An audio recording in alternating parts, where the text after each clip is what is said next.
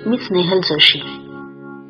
आज कवयित्री बहिणाबाईंची एक कविता तुमच्यासाठी सादर करते। बहिणाबाई जीवनातील प्रत्येक गोष्ट आपल्या मनाच्या टिपकागदावर कशा टिपून घेत त्याचा प्रत्यय देणारी ही कविता। दळून झाल्यावर चुलीवर भाकरी भाजण्याचा अनुभव रोजचाच।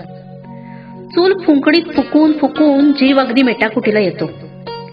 चूल धड पेटत नाही, सगळं घर धुरानं भरून जातं आणि ह्या अशा त्रासलेल्या अवस्थेत देखील बहिणाबाईंच्या तोंडून काव्यपंक्तीच बाहेर पडाव्यात ना।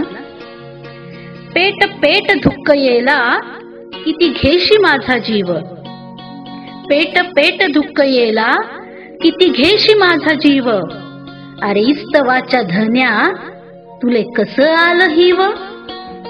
चूल म्हणजे इस्तवाचा धनी, किती सहजतेने ही कल्पना त्या मांडतात ना। न पेटणाऱ्या चुलीला हिव भरण्याची कल्पना देखील तितकीच मार्मिक। चुलीतली लाकडं पेटण्यासाठी फुंकून फुंकून जीव घामाघूम होतो, डोळे लाल होतात, नाका तोंडातून धूर, सगळा वैताग, आणि त्यात फुंकणी नेमकी सापडत नाही। आता सापडे ना हाती कुठे फुंकणी बी मेली, इतक्यात फुंकणी मिळते आणि एकदाची चूल पेटते।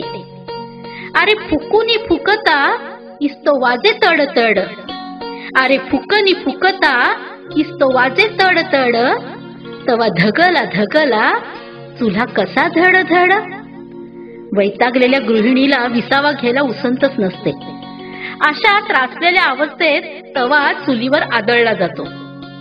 मग टाकला उसासा थोडा घेतला इसावा, एकदाच आद्य याला झट चुल्यावर तवा। चुलीवर भाकरी भाजी होते। चुलीतला विस्तव थोडं पाणी टाकून विझवला जातो। इस्त्यावर पडे पाणी आली वाफ हात लासे, इस्त्यावर पडे पाणी आली वाफ हात लासे, तव्हा उचलला तावा कसा खदा खदा हासे। तापलेल्या तव्याच्या खालच्या बाजूला छोट्या छोट्या ठिणग्या चमचमताना दिसतात, त्यालाच बहिणाबाई तवा हसतो असं म्हणतात। जाळ विझल्यावर तवा थोडा थंड झाला की तव्याचं हसणंही थांबतं बरं का।